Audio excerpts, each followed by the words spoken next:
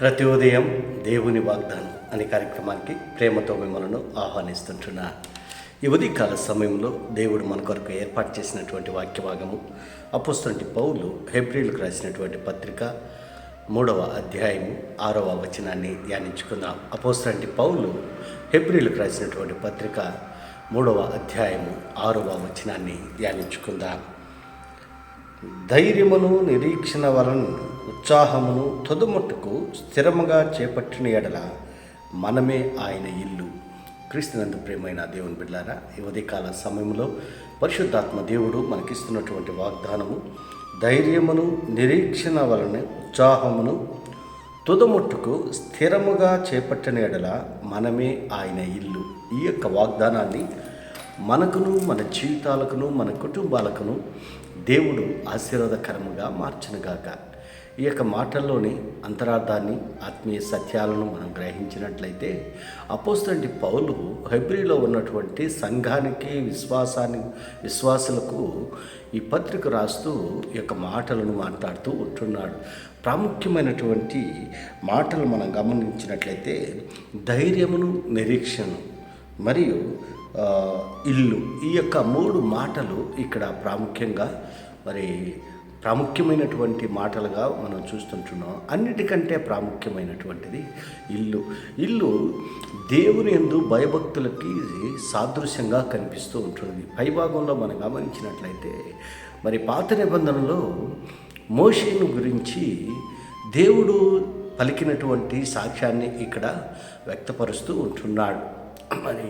మోషే నా ఇల్లంతటిలో నమ్మకమైనటువంటి వాడు, అనగా దేవునిలో నమ్మకముగా ఉంటున్నాడు. ఇల్లు దేవునికి సాదృశ్యంగా ఉంటున్నది, దేవుని యొక్క మాటలకు సాదృశ్యంగా ఉంటున్నది. అందుకే ఇక్కడ అంటున్నాడు 2వ వచనం, దేవుని ఇల్లంతటిలో మోషే నమ్మకముగా ఉండినట్లు ఈయన కూడా తన్ను నియమించిన వానికి నమ్మకముగా ఉండెను. మోషే ఏ రీతిగా అయితే నమ్మకముగా ఉన్నాడు, అనగా ఇల్లు దేవునికి సాదృశ్యంగా ఉంటున్నది. అదే రీతిగా మోషే దేవునిలో నమ్మకంగా ఉన్నాడు. అందుకే మోషేని దేవుడు ఆశీర్వదించాడు. అదే రీతిగా దేవుని నమ్మినటువంటి బిడ్డలుగా మనం ఈ లోకంలో జీవిస్తున్నప్పుడు దేవునిలో నమ్మకముగా ఉండాలి, నమ్మకముగా జీవించి. ఈ నమ్మకత్వం అనేది చాలా ప్రాముఖ్యమైనటువంటిది. అపనమ్మకముతో మనం ఏమి చేయలేము, సాధించలేము. నమ్మకముగా ఉన్నట్లయితే ఆశీర్వాదాలను పొందుకోగలం. దేవుని సన్నిధిలో నమ్మకంగా ఉండాలి, సంఘములో నమ్మకంగా ఉండాలి, ఇంటిలో నమ్మకంగా ఉండాలి, బయట నమ్మకంగా ఉండాలి. నమ్మకమైనటువంటి వానికి దీవెనలు మెండుగా వస్తాయని దేవుని యొక్క వాక్యంలో మనం చూస్తుంటున్నాం. అంత మాత్రమే కాదు, కానీ మరణము వరకు నీవు నమ్మకముగా ఉన్నట్లయితే నీకు జీవ కిరీటాన్ని ఇస్తానని దేవుని యొక్క వాక్యంలో మనం ధ్యానిస్తూ ఉంటున్నాం. క్రీస్తునందు ప్రియమైన దేవుని బిడ్డలారా, దేవునిలో మనం నమ్మకంగా ఉంటున్నామా? ఒకవేళ దేవునిలో నమ్మకంగా లేకుండా మనం జీవిస్తూ ఉన్నట్లయితే మన జీవితాలు ఆశీర్వాదకరంగా ఉండవు. నమ్మకముగా మనం జీవించాలి. దేవుని నమ్మినటువంటి బిడ్డలుగా ఆయన సన్నిధిలో నమ్మకంగా మనం ఉండాలి. ఆయన మార్గాల్లో మనం నమ్మకంగా ఉండాలి. ఆయన్ని ప్రార్థించే విధానంలో నమ్మకంగా ఉండాలి. అప్పుడు మనం ఆశీర్వదింపబడతాము, దీవింపబడతాము. అందుకే దేవుని యొక్క వాక్యంలో అనేక సందర్భాల్లో మనం చూస్తుంటున్నాం.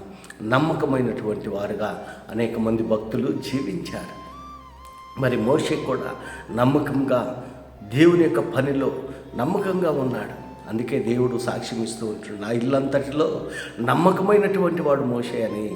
మోషేను గురించి దేవుడు సాక్ష్యం ఇస్తుంటున్నాడు. అలాంటి సాక్ష్యము నీవు నేను కలిగి ఉంటున్నామా?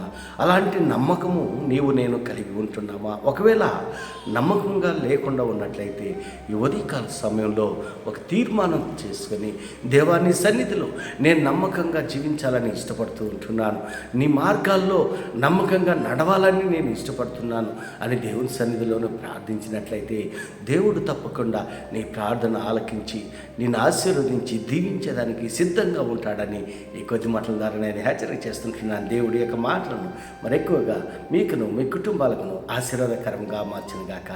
ఆమేన్.